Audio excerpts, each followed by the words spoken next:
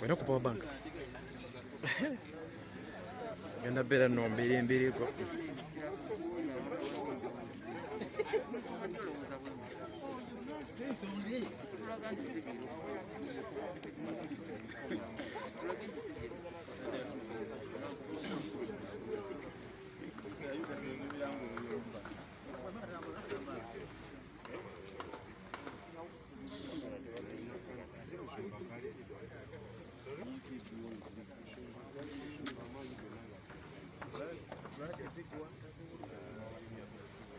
Amanyanga manji.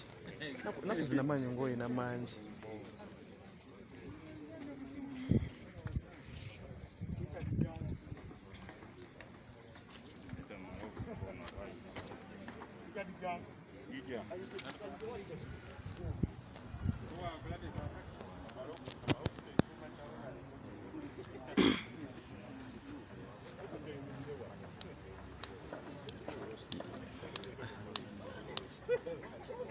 Yes, good morning, say check 1 2. Check 1 2 bananga kansubirenti muli bulungi. Kansubirenti sound etambulungi. Kansubirenti mumpulira bulungi banange. Kansubirenti mumpulira bulungi nyo. Nagambye.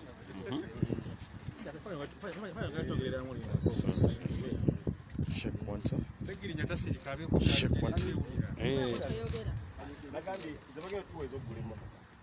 Ngiye nyina kaspasio kana kajja sobo okubeera nga kantambuza kano kaspasio kajja kusobola okubeera nga kantambuza kuba akawempe teyina binnya soke njagala mbeere mu mpola ziyeze motoka ngende ku bakyala batunda gonja mbateekemu obuyambi ngende ku bakyala batunda kasooli mbateekemu obuyambi ngende ku bibiina by'abavubuka mbateekemu obuyambi ngende kuba baana bano naddala bali mu masomero beetaaga zimama kitsi okwate mama kitsi nabonzi bagulire naddala abakyala bafa bagenda okuzaala beetaaga zimama kitsi nzigule abaana bafa balimbyalo beetaaga sanitary pads nzigule ekirala sente endala naddala ezo baagala otuweeza emmotoka nzikwate nyambe bamulekwa baabo baganda bafa bafiiridde mu struggle tulira abaana bangi abafiira mu struggle omuli Yasini Kawuma Dani Kyeyune Alita Nabukenya baleka bamulekwa abo twagala okulaba nga nabo twongera okulaba nga tubempawalinga tubateerewo projects ezisobola okubeera nga zibakulaakulanya nga tetubawa kyennyanja naye nga tubawa eddobo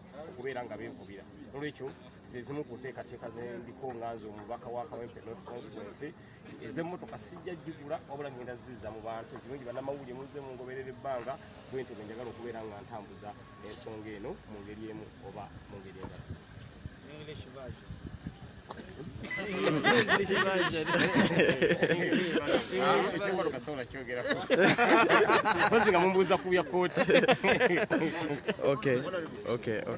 Okay. Omulungi ali ku Sama Uganda page. Mbaniriza nnyo nembebaza okuba nti muli nange. Simanyi oba mumpulira bulungi. Simanyi oba mumpulira bulungi. Sama Uganda ntuseewo okuba nga ngenda banga mbaweereza ensonga nga bugenda okuba nga etambula ku side ya presidential candidate balooya baffe bamaze okuba nga batuukawo. Kansubira nti mumpulira bulungi musoke mungambe nti mumpulira nsooke mbuuzeeko ku bantu wano kitono nnyo mpola mungambe nti mumpulira. Honorable wasizote sebo ngenda saba nkubuzeeko eddakiika ng'emu bw'oba tofuddeeyo mu ddakiika ng'emu sooka obuze ku bantu. Katono nnyo kankuwa ku muzindalo guno ndowooza kati bintu byakwebereramu. Oyinza oguteeka ku saati olina jeno bijirwa. Okay, omulungi ali ku Sama Uganda page oyo bamuyita Honorable Muwadda Enkonyenje. Tutuuse ku court olunaku olwaleero naye ffe nga bannamawulire kuba Sama Uganda ndi munnamawulire twagala tumanye Honorable nsonga ki ebalese wano olwaleero? Soka njozayoza bannayuganda okuyita mu electoral period gyetwakavaamu naddala mu abawagizi baffe aba National Unity Platform namwenna abawagizi ba pulezidenti waffe omulonde Kyagulanyi Ssentamu Robert. NUP ng'ekibiina kibadde kyogera mu bigambo era n'ebikolwa byakyo bwe kito bwe kitambula. Kibiina ekikkiririza mu nfuga ey'amateeka era kibiina ekiyimiriddewo okulwanirira enfuga ey'amateeka oba rule of law. Kyavaayo wakati w'okutunuulira ebyafaayo bya Uganda gyevudde ne challenges bannayuganda ze bayiseemu naddala mu electoral periods ez'enjawulo, ne kikkiriza okwetaba mu kalulu ak'eggwanga lya Uganda, kubanga mu nkola eya demokrasiya wansi wa ssemateeka waffe omuwaatwa gwonna bannansi bokka bannansi mwe bayita okwetaba n'okusalirawo ku nteekateeka y'eggwanga lyabwe naddala ku bukulembeze ye electoral period and electoral process oba okulonda okutegekebwa wansi wa ssemateeka waffe owa 1995.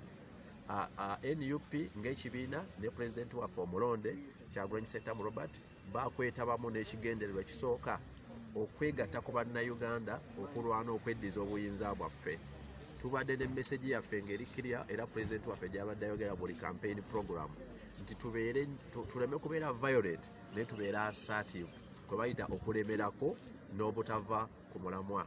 So oluvannyuma lw'okwetaba mu kalulu k'obwa president n'obululu bw'eggwanga obulala, NUP ng'ekibiina bannansi bakyesiga naddala presidential candidate waffe Kyagulanyi Ssentamu Robert, era tulina obukakafu bwe tugenda okwoleka eri kooti nti NUP ne Kyagulanyi Ssentamu Robert be baawangula akalulu k'obwa president mu mwaka 2021 ke twalonda mu January w'omwaka 2021.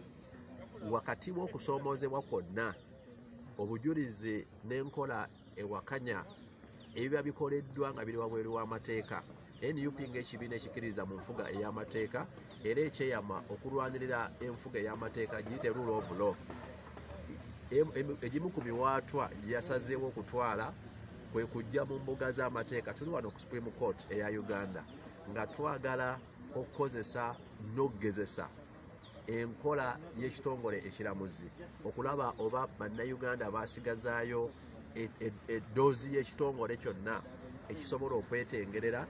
Twagala okugezesa n'okukyesiga naye nga ne bannayuganda tutambula wamu nabo. We twogerera bwe tujjidde olwaleero nga social media bagibulokinze, mainstream media tebazikkiriza kwoleka bituufu naddala ebiva mu NUP. Kaakati n'ezimu ku medias ng'oba oliawo zikozesebwa ate okwoleka ebikyamu n'ebitali bituufu. Enkola ennambulukufu esookerwako NUP okwoleka akalulu nga bwe kaatambula mu butuufu bwako n'ebyalondebwa nga bwe byali mu butuufu bwabyo y'enkola ey'okukozesa ekkooti. Tuzze mu kkooti nga tetusuubira nti kkooti yokka yegenda okusalawo, nammwe bannayuganda mugenda kuba mugoberera. Tetulina wakubalagira bituufu byaliwo mu kalulu kano okujjako okukozesa ate ekkooti yennyini tusobole okubalaga obujulizi nammwe, kubanga buno obujulizi buva mu bannansi be baalonda akalulu, be baalonda Kyagulanyi Ssentamu Robert, n'obukuusa obadde bukolebwa, kubanga ffe tukyagamba nti ebyayogerwa mwami byabakama ng'abiyise results byali bifu, si bye byava mu kulonda mu bifo ebirondebwamu mu ggwanga lya Uganda, wabula bajingajinga emiwendo gyazi bayita results. Abamu ne baziranga nga tebannaba zikola ki, nga byabakama tannaba kuzisoma, n'asooka alanga ye gwe yayita omuwanguzi, ate oluvannyuma n'agamba azzeeyo kompayiringa kulaba ani yawangula, ate tale n'azireeta luvannyuma. Eyo katemba tosobola muteeka mu nfuga y'abantu n'enfuga ey'amateeka. So tuzze mu kooti okusala okulwanirira obwenkanya n'okulwanirira enfuga ey'amateeka, era tulowooza nti kooti nga yeetengeredde ejja kukkiriza era erangirire nti Kyagulanyi Ssentamu Robert ye pulezidenti wa Uganda eyalondebwa emulangirire butereevu. Ekyokubiri, okusomoozebwa kwonna okuyitibbwawo mu kalulu kano twagala okukwoleka eri ensi, eri eggwanga Uganda n'eri bannayuganda. Ate obujulizi bwe tulese mu kooti bannayuganda bennyini be baabufuna era be baali ku polling station era be baalonda. Kifo twagala Uganda nga ya bannayuganda nga n'omukulembeze alangiriddwa bannayuganda bye baba mulonze kyekituleese mu kooti wano olwaleero tukkiriza mu nkola n'enfuga ey'amateeka naye ate twagala okulambika obujulizi n'okunyweza enfuga eya demokrasiya n'okunyweza ensalawo y'abantu tukakasa nti ensi yonna egenda kuwuniikirira ku bujulizi bwe tuleese nga NUP, obujulizi bwe tuleese nga Peoplepower, obujulizi bwe tuleese ku pulezidenti waffe Kyagulanyi Ssentamu Robert. Twagala Uganda eddoboozi ly'abantu okwongera oddilwanirira paka ku ssaawa esembayo era ku nkomerero ya byonna ensalawo tetusuubira ya kooti yokka wabula mwe bannayuganda mugenda kuba mugoberera ate ategeera kyagenda mu maaso ogenda kitegeera mu kooti muno era mugenda kusalawo mwenna. Honorable gwe nga munnamateeka omusango guno osuubira gugenda kuggwera oba ki kyosuubira gwe nga munnamateeka ekigenda okubeerawo olwaleero bannayuganda banasobola okufuna obwenkanya nga kibasuubira? Of course nze nga lawyer nsobola okukakasa bannayuganda nti essence ya kooti kubeera ttambiro lya bwenkanya tukiyita temple of justice era ffe tusinga kutunuulira bwenkanya na bwesimbo so that's the essence eya kooti nti erina kuba ttambiro oba obuddukiro abantu gye balina okujja obwenkanya n'akabonero ka kooti ka minzaani eyenkanyankanya so ffe kyetulowooza nti kooti nga yeetengeredde ejja kusalawo mu bwenkanya era ejja kulangira Kyagulanyi nga pulezidenti wa Uganda eyalondebwa. Okay, tweyanza nnyo tweyanzege oyo abadde Honorable Muwada Nkunyingi nga agezaako okuba nga ayogerako eri bannamawulire oba okuba nga ayogerako eri Sama Uganda. So obudde buno omulamuzi asooka ye amaze okuba nga atuuka okuba nti But you're not social distance. So until breaching the rules.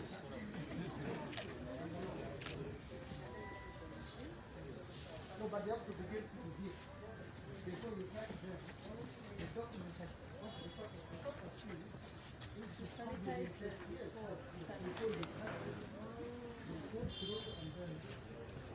you don't begin from here. You begin from here.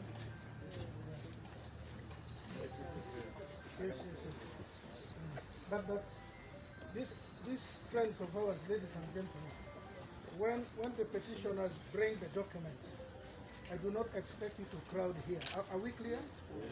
Yes. All your cameras have got zoom, so you've got to be at a distance, and this place has got to be left for my principal staff here and the people who are bringing the documents, so that they go through the process in a neat and proper way. Is that right? Thank you. Thank you, my lord.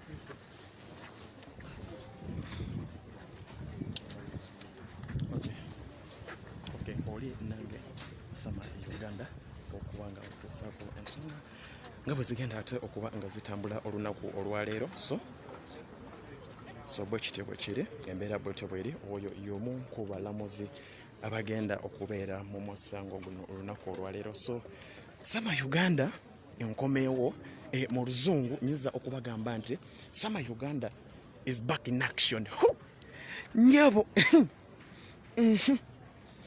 Uganda esalawo leero ani nyabo ndi ku kooti bwe kityo bwe kiri embeera bweri oba embeera bwetyo bweri mu kutambula yenze Sama wangi taata. Okay, naye honorable ina ku sente nyabo Sama Uganda ndi ku kooti natuuseewo dda bakkirizawo bamu na bamu era bwe bambuuziza gwani ne baganiza Sama Uganda singa NBS following ne bagamba okay enter Sama enter there. Kasoke nkuwa yalingeko wano katono pankuteeke wano. You ask the questions but they can also take the content, you don't mind. You understand Luganda man? Gwe muyaye gwe mwana. Simu yaye. Simu yaye.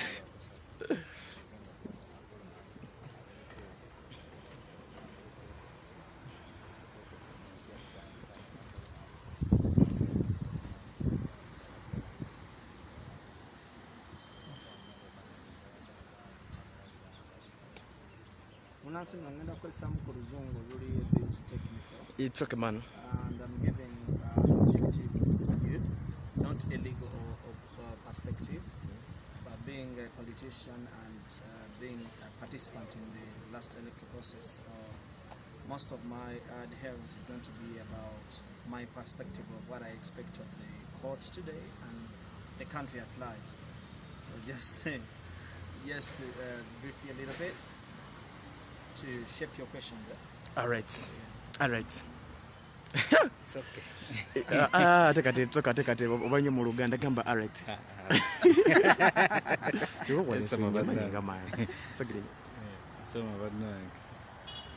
Yeah, but I've Sama Uganda. Segirinya fans page, Mr. Updates. And sorry, what's the name of the channel? FN News. FN News. It's the Spanish agency. It's a Spanish. So I would say Feliz. How do I say good morning in Hola? Buenos días. Bona? Buenos días. Buenos dias. Feliz. So I'm going to be talking about, I will be speaking to, sorry, I won't be speaking Spanish, but I'll be speaking English. It's fine. So just, can you repeat what you were saying before?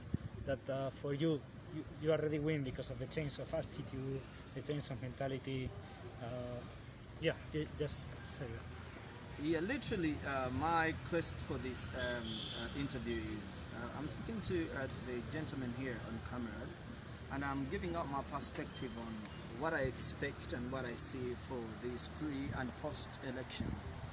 My perspective is not all about whether I won electricity, because actually I won and I wasn't announced to be the winner. However, as a nation, as a generation, I believe that we have won. How did we win? I have been in Uganda for the past very many years, and it has never been before in Uganda where you find a generation that is one beyond no tribe, beyond no political party, beyond no religion, beyond no affiliation. Everyone in Uganda where I traveled with the president, His Excellency Honorable Robert Chagulanyi Ssentamu, the 10th president of Uganda, the people were speaking with one voice. The youth were speaking with one voice. So for me, in a perspective as a professional psychologist, I believe in emancipation of the brain. So if you emancipate the brain, you're able to do everything else. So the people of Uganda are ready for change like never before. The masses, the generations, the police, the forces, the people down the villages, in the cities, in the suburbs are all saying change has come. And they are speaking it out loud. In Uganda, it was a taboo to talk about politics. But today in my house, even my son will say, people power. He's 4-year-old. You find little kids saying people power. So that alone is a success. So coming to court is another way of, using the legal means and stuff like that. But I am saying to Uganda is ready for change. We're already changing and we're already winning. I want to send out the message to all those people that have been doing awareness. Your awareness has reached to the smallest root of the ground. And we never stop. And we will never stop until change has come. It's only the beginning of the change. It's only the start of the beginning. Because we've come from far. Very many people have fought for this liberation. Our great-grandfathers, our fathers, and us today. And our children are going to surpass on the struggle. So, as a winner, we are winning. My message to all those people that lost the election and your National Unity Platform members, it's not lost. You're winning. And that's what we care about. Can you say your name and what you do? Okay, my name is Samuel Javaliga. I'm a professional psychologist, and I'm a Ugandan who happens to live in London and Uganda, and I'm a pro-change advocate. I'm a human rights activist, I'm a blogger, and at the same time I'm a son of the soil. So what drives me from Europe back home is the allegiance and the obligation I have as a Ugandan to make sure that change comes to Uganda. So, yeah. And you were also a candidate for... Yeah. I am a National Unity Platform flag bearer for Butilu County, which is in eastern Uganda, Manafa district. I won my election in my district, and my president won the election, but I was told by the RDC, who happens to be the resident district commissioner commander or sent by the president that I should choose between life and the election. I was put on a gunpoint where he told me I have to lose my election by gunpoint. So that only alone gives me more courage to start and to go ahead for this struggle. That's why you see me at the Supreme Court right now. I've not petitioned already because I still have days as a member of parliament. I have 30 days to petition after the gazetting. But I'm here for my president because my president won. For example, I'll give you an example. My president in my district won 41,000 votes, and the President Museveni won 6,000. But Electoral Commission came out with 31,000 for President Museveni and my president for 13,000, which is the most barbaric act that I've ever seen. I was involved in this process, like participantly involved in the process. So the uncouth way the Electoral Commission behaved in my district was very barbaric to an extent that I don't think, if someone says it was a free and fair election, it's the biggest joke ever, because it wasn't. Thank you very much. Okay, we can speak Luganda, please, because the English, that accent is too much, my brother. So you can come in Luganda because our viewers. So man, speak Luganda. So English is too much. So our viewers, I can't explain, but if you can speak Luganda. Sama Uganda ne signinya Mr. Update balamusizanya abatulaba ku mikutu gino. Nze ndwaleero ndi wano ku Supreme Court. Ebibuuzo bibadde bimbuziddwa abakulu bano oba bannaddamu ne bambuuza ebyabwe oba nziremu ku byebasoose okumbuuza. Kyakoddemu ku ebyo byebasoose okubuuza. Byebasoose okumbuuza omukulu abadde ku mukutu gwa FM Spanish channel adde ambuuza nti okulonda kuno kulaba nti abakinze ndi wano nze ngangama nti buwanguzi. Lwaki ndi buwanguzi? Lwaki tulaba obuwanguzi? Nga National Unity Platform twafuna challenge nti tubadde n'obudde butono nnyo mu kalulu kano. Naye gye tutambudde ne president yonna, kambo example nze nali negenda kwesimba Lubagasawo era abantu abasinga bamanyi nga MP Lubagasawo.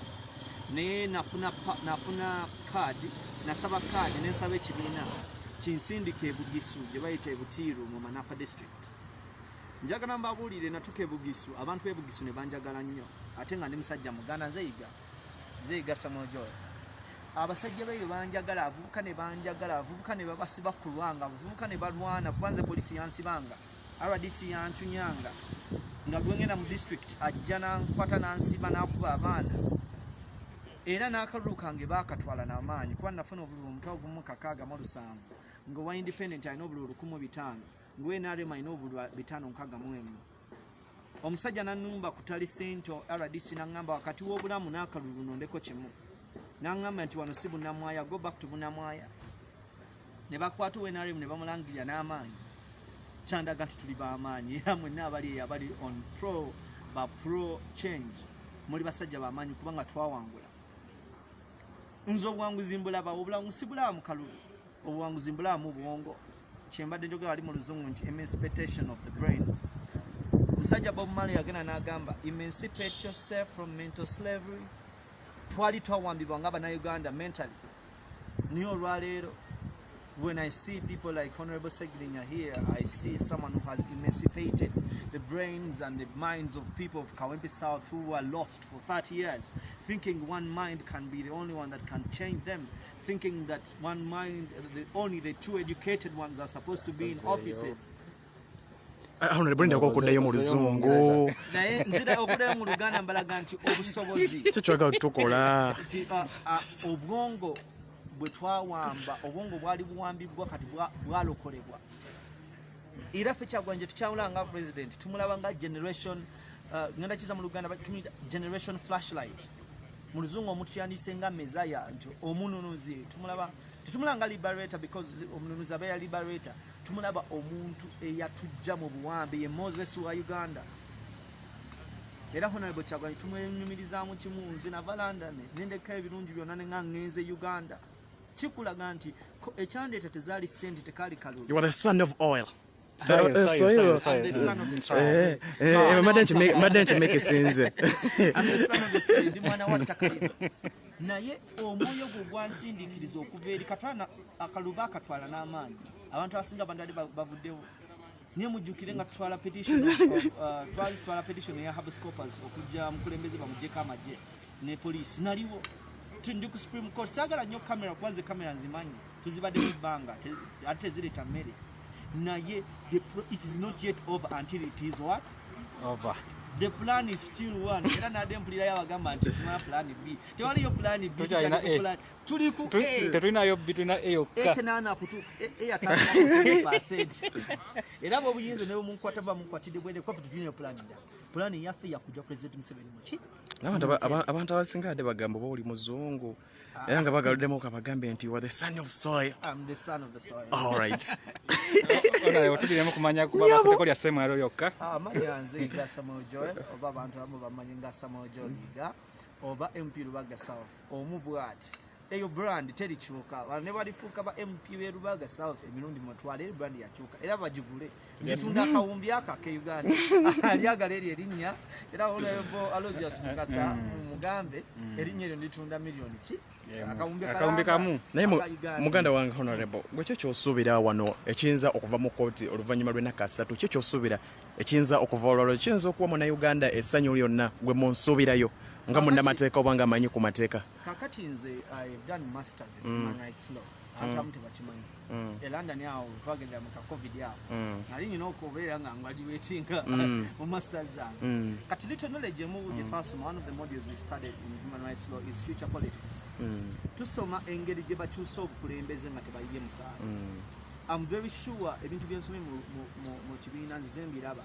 abakulembeze nga President Museveni abeemaliza ebbanga lingi ku bukulembeze tebakyabajjako namundu babateerawo kibayita mu luzungu precedents that do not favor them to govern their nations.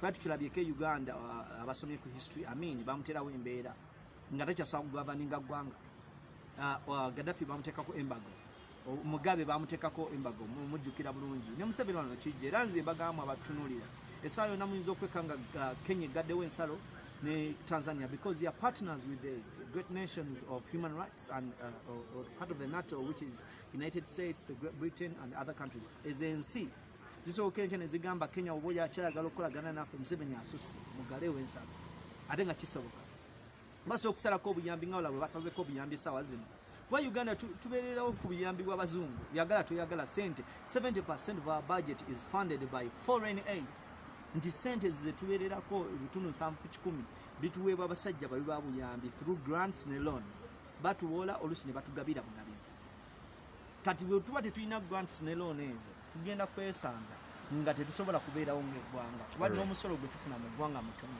lwaki tufuna omusolo mutono gavumenti ekwata ffe abantu nganze ne Sama ne Segerinya abalina obusente obutono tebejjako omusolo nekwata ati bali abanene bayingiza amakonteyina nga tebagajjako so nowesanga nga eno waliyo biliyoni 6 eza dola eno waliyo biliyoni 10 ze bajjako omusolo tolina ngeri gy'oyinza kukwata biliyoni 10 zojjako omusolo zibalansi ng'ekonomi y'eggwanga lyonna so eggwanga ne lyesanga nga tubeera mu deficit all the time tuba osanga omukulembeze ng'akuba ssente ye n'azeekubira n'ajja ng'azigaba bisawo naye nga tene Bank of Uganda tezikola tezimanyi mumbuuzeko ekibuuzo ekisembayo nga kikwata ku pulezidenti wange buno obubaka bugenda wa pulezidenti ekibuuzo ekisembayo era kyetuyinza okugamba muweereza obubaka buyinza omuwa nga buva ku lo nga gwe ng'obujja ku lo ngenda bujja ku mutima ngenda sooka mbwogere mu luzungu oluzungu teri balungi yogera olwawano pulezidenti waffe yasoma ngamba yogera oluzungu olwawano nsonye musajja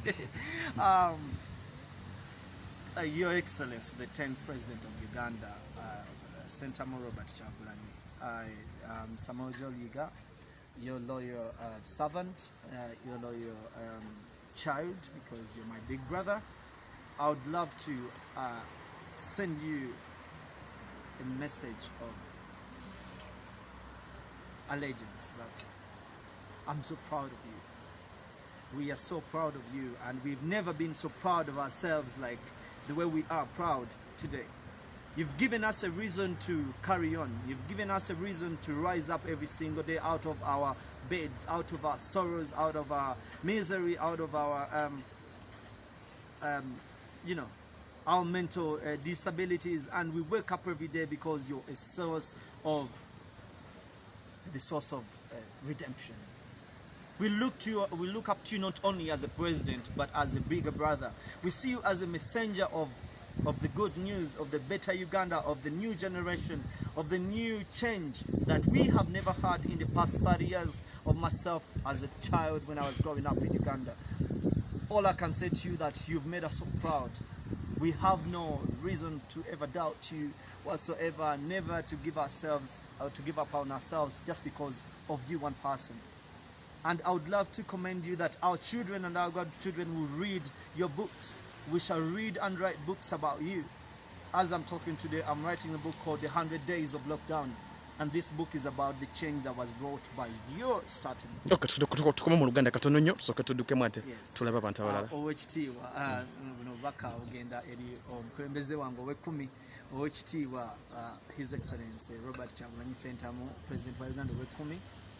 Sebo wampanze Muganda wo mutabani wo Samuel Joliga gwe wasindika se mubugiso nenkukiikirira bulungi wadde abasajja baatu abasajja bamugemera wala bateekako emmundu ne batugaana obuwanguzi bwaffe naye emitima egyaffe gyakaluba tetulina bitengo. Tuyimirira naawe mu solidarity nga tukugamba nti tuli basanyufu nnyo era tukwenyumiririzaamu nnyo ng'omukulembeze waffe ow'ekkumi. Otuwadde ensonga ey'okubeerawo, otuwadde ensonga ey'okuzuukuka buli lunaku kuba oluusi tuggwamu amaanyi ku bintu ebigenda mu maaso mu ggwanga, ku bintu ebitutuusibwako nga basekinoomu oba nga ekibiina. Naye buli lunaku tukeera ne tugamba nti tuyina omwana ow'ettaka. I will call you the greatest son of the soil, nti omwana asinga ow'ettaka lino. Tunaakujjukiranga abaana baffe bali kusomako mu bitabo.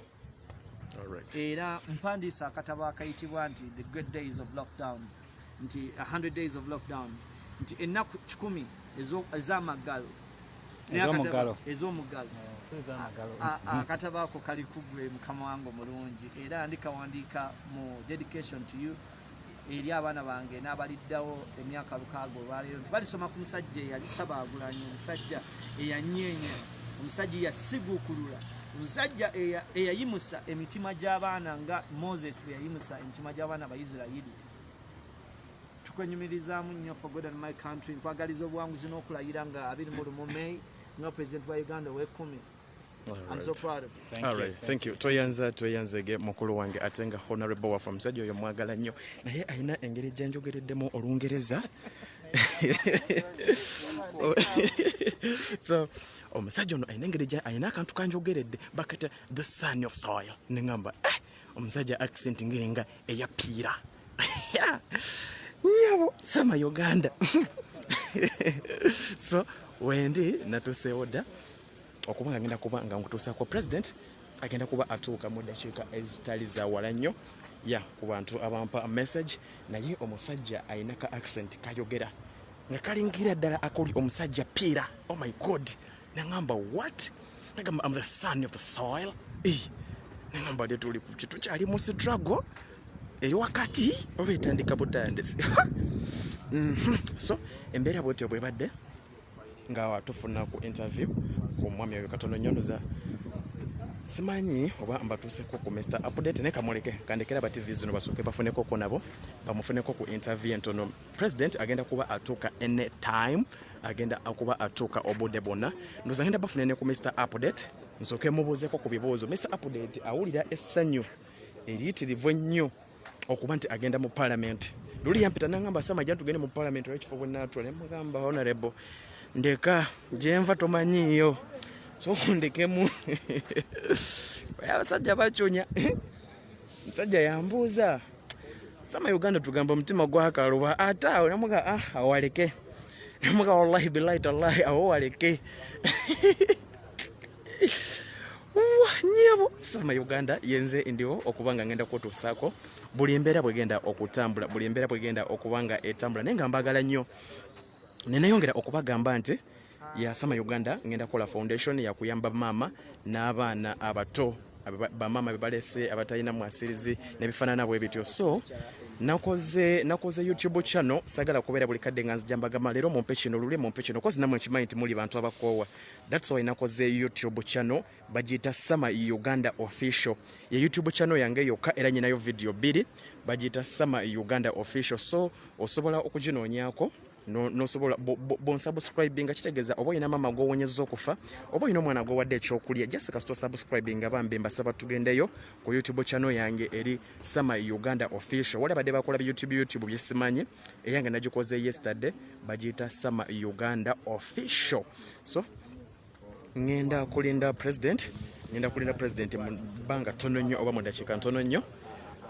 President agenda kuba atuuka ate mbongereyo mbalage buli kimu bwe kigenda okutambula. Yenze Sama Uganda mbagala nnyo bannange. Ngenda kusooka nveeko katono kubanga sirina muliro. Power bank yange baagibba, esimu baagibba, so esimu nakafuna mbadde sinafuna power bank, so ngenda balekolwa akaliro kenyina akatono nsevingemu ko. Then president bwatuuka mbaye ate nga mbongerayo mbalage buli embeera bwegenda okubanga etambula. Ne wallahi nga mbagala banange mbagala. Ate kulokuna ngenda kubeerayo ne press conference. Kulokuna ngenda kubeerayo ne ka press conference akange nga mbanjulira foundation yange nga mbanjula ebintu bye tugenda okukungaanyawo bye tulinawo n'ebirala. Tugenda betwala Karamoja cause twatuuke Karamoja bambi abantu nga tebambala ngoyi nenga kusigamba nti bagala kwambala ngoyi nenga tebaziina bambi nenga neso nyina yengoyi ewaka nyina emikwano gyange bamu abampadde ku ngoyi zinjagala okutwala Karamoja. So tugenda kitongoza kulokuna this week if God wishes. Madam is Sama Uganda. I'm the son of soil. Nyebo anga kanyomerde sabujola nga manyo oluzungu accent ye bulijjo sebo nange nje manyi but I don't believe on myself. Bambita Sama Uganda mbagala nnyo wallahi mbagala nnyo wallahi billahi tallahi nga Allah imujulizi wange mbagala nnyo. So ndoza ngenda kusooka mbalekemo ko kayala simbubiye kubanga sina power bank yange bagitwala ne simbagitwala bisinga byonna babitwala. So president bwatuukawo era ngenda kuba mbakomerawo just mubeereko bubeezi ngenda beera mbakomerawo abakirizibwa wano batono nnyo ngoge mazima ebyokwerinda byamaanyi city police military n'ebirala bamaanyi nnyo. So ngenda bakomerawo anytime just ngenda saba Katonda awankuumire mbagala nnyo peace and love. Bye bye nkomawo.